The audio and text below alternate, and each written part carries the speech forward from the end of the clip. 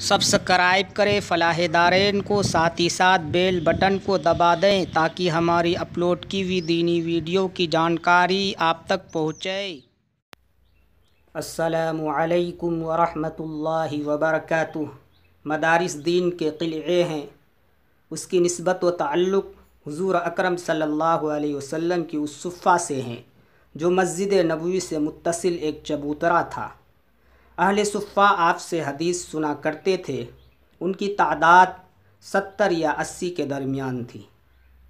ان کے پاس کوئی کاروبار اور مکان نہیں تھا، گویا کہ حضور اکرم صلی اللہ علیہ وسلم کے مدرسہ کے طلبہ تھے اور ساتھ میں حضور اکرم صلی اللہ علیہ وسلم کے یہاں مہمان تھے۔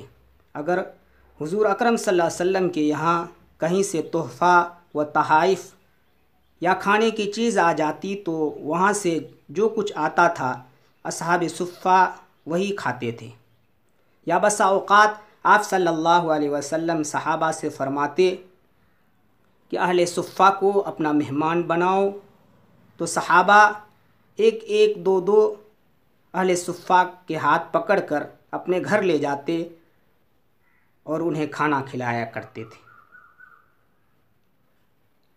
آپ صلی اللہ علیہ وسلم کی دور میں اہل صفہ کے کھانے کے انتظام عوام الناس کے ہدیہ و تحائف اور تعاون سے ہوا کرتا تھا۔ اسی وقت سے یہ طے ہو گیا کہ مدارس عوام الناس کی تعاون، امداد و ہدیہ و تحائف سے چلے گا۔ عوام الناس دل کھول کر اس کے تعاون کریں گے۔ دین کا بقا مدارس کے قیام سے ہے۔ جب تک مدارس قائم رہیں گے دین کو خطرہ نہیں ہو سکتا۔ آج سے تقریباً 300 سال پہلے کے حالات کا جائزہ لیں۔ جب انگریزوں نے ہندوستان کے اندر قدم رکھا، اپنے ناپاک ارادے میں کامیاب ہونے کے لیے ہندوستانیوں کو غلام بنانے کے ساتھ ان کے مذہب پر بھی حملہ کرنا شروع کیا۔ چنانچہ 1857 کی جنگ آزادی کی ناکامی کے بعد انگریزوں نے اسلام پر حملہ کیا۔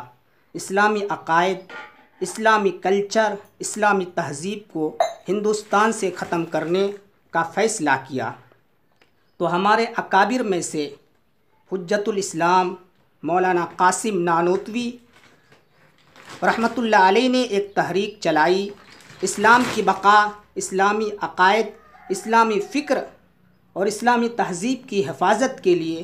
اس زمانے میں جس کو تحریک دیوبند کہا جاتا ہے، جگہ جگہ مدرسے قائم کیے۔ اس مقصد کے لیے انہوں نے اپنے رفقا حاجی عابد حسین دیوبندی، مولانا ذوالفقار علی دیوبندی اور مولانا رفیع الدین وغیرہم حضرات کی مدد سے 5 محرم الحرام 1283 ہجری مطابق 30 مئی 1866 عیسوی جمعرات کے دن ضلع سہارنپور میں واقع دیوبند نامی مقام پر دارالعلوم کی بنیاد رکھی۔ تو پتہ یہ چلا جب اسلام دشمن طاقتوں نے جب اسلام کو مٹانے کی کوشش کی، اسلامی تہذیب، اسلامی کلچر کو ختم کرنے کی کوشش کی، تو ہمارے اکابر جگہ جگہ مدرسے کے قیام کو ضروری سمجھا تاکہ ہندوستان میں دین محفوظ رہے۔ اگر ہم دین کی حفاظت اور تحفظ و بقا چاہتے ہیں، اسلامی کلچر، اسلامی تہذیب کو باقی رکھنا چاہتے ہیں، تو خصوصاً آج کے حالات کے اندر بھرپور مدارس کا تعاون کریں۔ کئی مہینوں سے لاک ڈاؤن کی وجہ سے مدارس اسلامیہ بند ہیں۔ حکومت کی طرف سے اس کے کھلنے کا اعلان بھی نہیں ہوا۔ اس لاک ڈاؤن کی وجہ سے مدارس اسلامیہ پر بے حد اثر پڑا ہے۔ آپ حضرات کے تعاون و امداد سے مدارس چلا کرتے ہیں۔ اس کے تمام تر لوازمات آپ حضرات کے تعاون سے ہی پوری ہوتی ہے۔ مدرسین کی تنخواہ و طلبہ حضرات کے تمام تر ضروریات و اخراجات اگر آپ تعاون کرنے سے اپنا ہاتھ کھینچ لیں گے تو مدارس کے منتظمین و نظماء حضرات مدرسین کی تنخواہ وقت پر کیسے دیں گے اور مدارس کی تمام تر ضروریات کیسے پوری ہوگی؟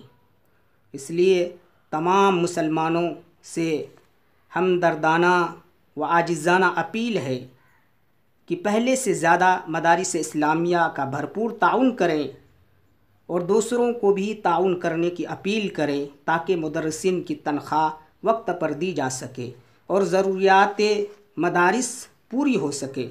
اللہ تعالی ہم آپ کو بھرپور تعاون کی توفیق مرحمت فرمائے اور تا قیامت مدارس کو قائم و دائم رکھے اور دین کی حفاظت فرمائے، آمین ثم آمین۔